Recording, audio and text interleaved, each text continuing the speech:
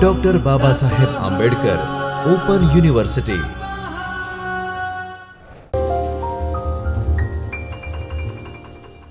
Namaskar students, welcome to the lecture series for the subject Mobile Operating System.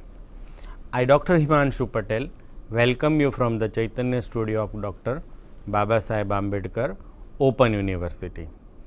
In last lecture we have discussed about what is process job and task, how process scheduling works, life cycle of process, and one important data structure used by process, which is called process control block or PCB. In today's lecture we will discuss about what is thread, process, difference between process and thread, what is multitasking, what is memory management, what are the security features required in process management, what is user management, and finally we discussed what is file management. Now let us begin our discussion with threading. So what is threading? While learning the basic concept of process management, we should know that the CPU executes one process at a time. It means CPU is single tasking, but the switching between process is so fast that we feel that it is multitasking. Now, while switching the process, the operating system requires storing the last value of attribute in PCB of the existing process and restoring the values from the attributes of PCB for an entering process. Now, this entire process is called context switching. In the process management, the context switching time is proportional to the frequency of process arrived in scheduling. High context switching time incurs in terms of the system performance. In the evolution of the operating system, the need of operating systems which can respond very fast and higher efficiency has increased. Now, both the requirement is fulfilled by the concept called threading. It is also called multi-threading concept. Now, before we start, let us try to understand what is thread. The thread is the path of execution within the process. A process can contain multiple threads. Thread has same property as the process has. The idea of parallel computing is achieved by multi-threading concept. The process is divided into multiple threads. For example, multiple tabs in browser can be different threads. Thread is sometimes called lightweight process. The thread of same process can share some information of process like code section, data section, and status of system resources used. As a result, the time required for the context switching is less and performance of operating system increases, becomes fast. The main advantage of thread is that it minimizes the context switching time. To manage the thread, it requires the same attribute as process requires. All the required attributes are stored in the thread related structure called thread control block. Like process control block, we have thread control block.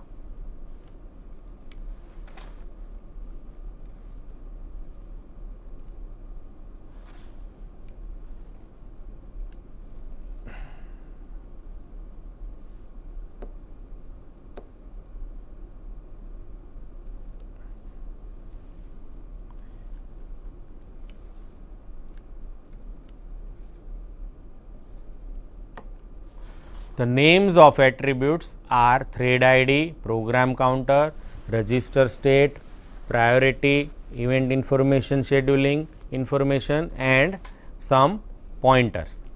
Now, on screen you can see 3 threads within the process. Here you can see we have one process and there is a common code section, data section, and there are 3 threads. Each thread has its own stack, program counter, register, and thread related information. So, this is example of multiple threads within a single process which shares code section, data section, and other resources. So, thread are mainly implemented in 2 ways. One is called user thread, and user thread is managed by the application in the user space of operating system. It is created and managed by thread library, which is provided by the operating system. The thread library contains code for creating and destroying threads, for passing messages and data between threads, for scheduling thread execution, and for saving and restoring thread context. Second type of thread is called kernel thread. The kernel thread is managed by the kernel of the operating system. In the kernel space, kernel threads are supported directly by the operating system, and the kernel performs thread creation, scheduling, and management in kernel space. Now, let us try to understand the difference between process and thread. So, on screen you can see the difference between process and thread. We can say process requires more resources than thread, or thread requires fewer resources than process. Process switching needs interaction with operating system, while thread switching does not need to interact with operating system because they share common process. Multiple process cannot share data and code section, while thread can share data and code section because they belongs to same process. In multiple processes, each process operates independently from the others. Now, one thread can read, write, or change another thread's data with the help of synchronization. If process is in block state, it will not execute until the process is unblocked. But if one thread is blocked, a second thread of the same process can run. So, these are the major differences between process and thread.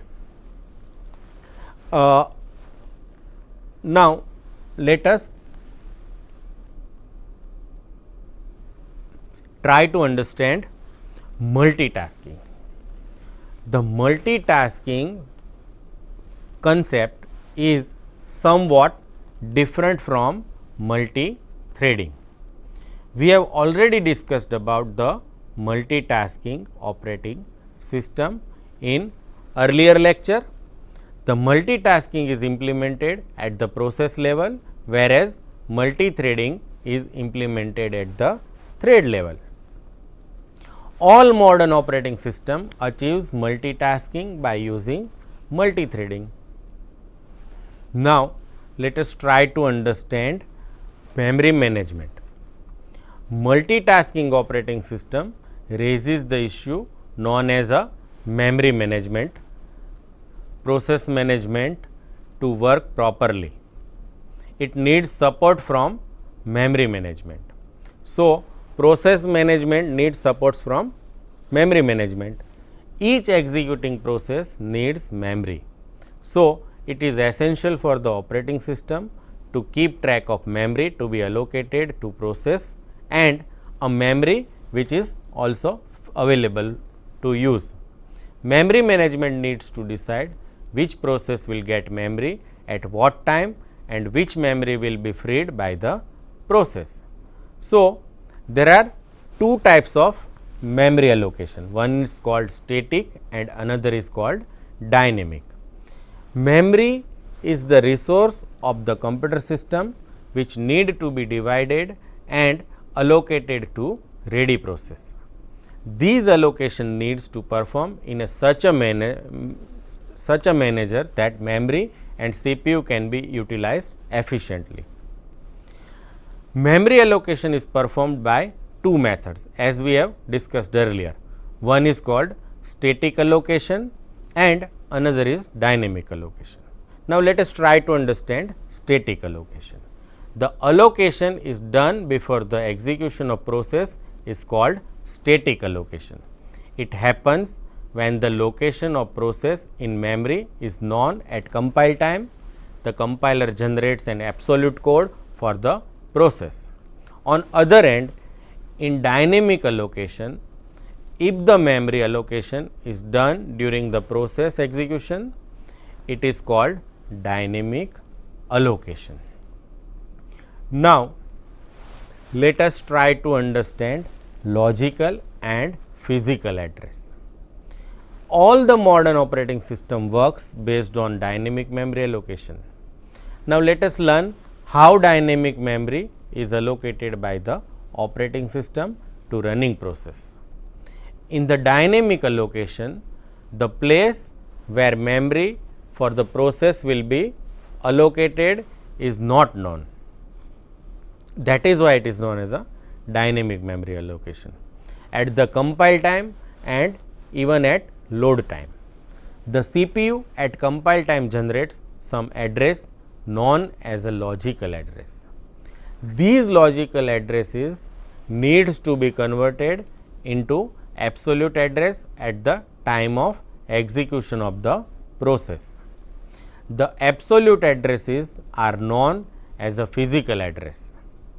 The dynamic memory management of operating system performs the conversion of logical address into some physical addresses through the dynamic memory allocation technique. Operating system allocates memory to process as and when it is required at runtime. It is the best way to manage memory dynamically rather than statically. Now, let us try to understand swapping. In modern operating system, due to multitasking at time, no memory is available for execution of new processes. In this case, the best solution is to take out a process from the memory and allocate the available memory to new process. Now, this process is called swapping. Here, new issues are raised as to which process should be taken out from memory and where it will be placed. Well, we can take out a process which has low priority or is blocked or stands last in the queue. The process will be placed it in secondary memory or hard disk. The action of taking out process from memory is called swap out, and the process is known as a swapped out process. The action of bringing back the swap out process into memory is called swap in. The entire action is called swapping, swap out and swap in. A separate space in the hard disk known as a swap space is allocated by operating system to perform the swapping activity. Swapping is the technique which is used by the operating system to manage memory efficiently. Now, security is the most important parameter for the modern operating system. So, let us discuss about the objective of security and protection mechanism adopted by the operating system. Now, let us try to understand what are the security objectives. The basic security concept that need to be taken care by the operating system is confidentiality. Now, confidentiality refers to protection against disclosure of information to any unauthorized entity. The second is authentication. Authentication refers to validity of a message. It means the information received by the receiver has originated from a specific known source. Then third is integrity. Integrity refers to protection against the altered message in transmission. And we have authorization. Authorization refers to the process through which a requester is allowed to perform operation. Another term is availability. Availability refers to the information and communication services that are available for the user to 24/7. So, these are the security objectives. Now, let us try to understand what are the purpose of security. The lack of security could be extensive and can cause loss of information, corruption of data, privacy violations and so on. The main security problems are categorized in three parts. Now, we take one by one. The first problem is unauthorized disclosure. It is a threat to confidentiality of a system. In communication, an unauthorized node receives the sensitive data that are supposed to have been transferred between two authorized parties. This activity is known as a interception. An unauthorized entity may infer the information by observing the traffic in a network or from a database and disclose the same. It is also known as a inference. The second problem is deception. It is a threat to the integrity. An unauthorized entity may pose to be an authorized one and attempts to gain access of the system. This attack is known as an interception. A file or database may be altered or some data may be replaced with the false data. This attack is known as a falsification. A user may deny that he has sent or received data. This attack is known as a repudiation. Now, another problem is disruption. Disruption is a threat to the objective of availability. For example, a system receives so much data that the communication system is not able to handle them, thereby interrupting the operation on the system. This attack is known as a denial of service or DOS attack. Now, what are the protection mechanism for security problems? There are various kinds of resources available in the computer system and operating system need to implement effective protection mechanism to protect the resources. The protection mechanisms are based on two principles. The first principle is states that unless a user has a specific reason to access a piece of information, the permission to access is denied. Second is called principle of least privilege. It states that a process or user must be able to access information or resource that are necessary for its legitimate purpose. Various kind of protection models are used to implement the protection mechanisms. The techniques are access control model, access matrix model, access control list or ACL, capability list or C list, and there are many others. Now, let us try to understand how user management is done in operating system. The operating system needs to determine the identity of the user at the time of logging. This process is called authentication, and authentication has a two step. The first step is a identification. It refers to a unique identifier allocated to the user for authentication. Once it is identified, the second step is verification. Here the verification of user is performed, that is confirmation which binds the user and the identifier. Operating system authenticates the user when they log in, which is based on either password, PIN, biometric identity, token, smart card, OTP, key, or it may be pattern.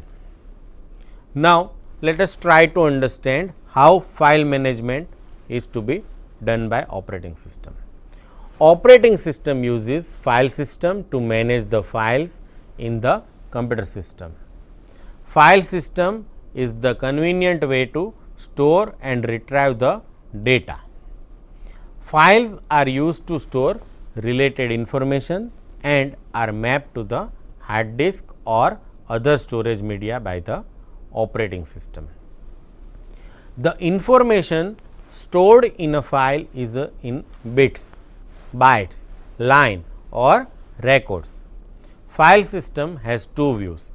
One is called logical view and another is system view. The user only sees the logical view of the file. The work of system view is to map the logical files to the secondary storage. Now, let us try to understand primary elements of file system. First is file management. File management manages how the file are stored, referenced, shared and secured. Another is file allocation.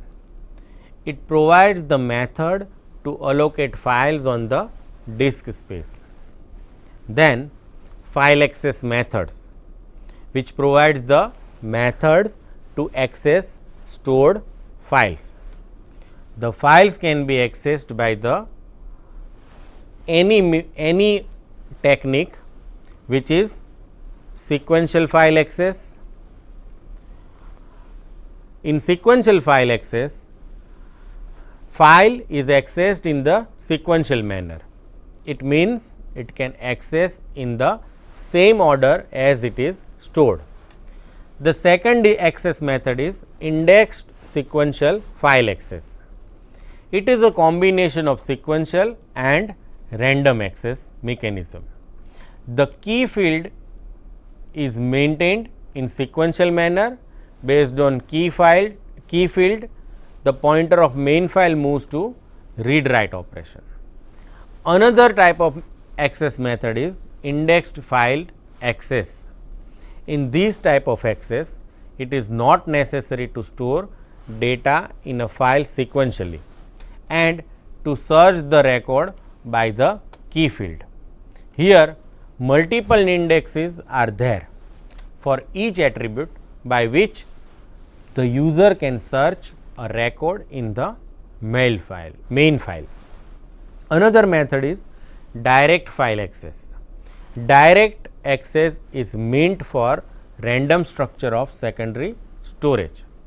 So, let us try to conclude this lecture. In this lecture, we have discussed about what is thread, what are the difference between process and thread, how memory management is done, what are the security problems, how user management and file management is done. I hope you enjoy this session. Thank you and have Happy learning. स्वाध्यायः परः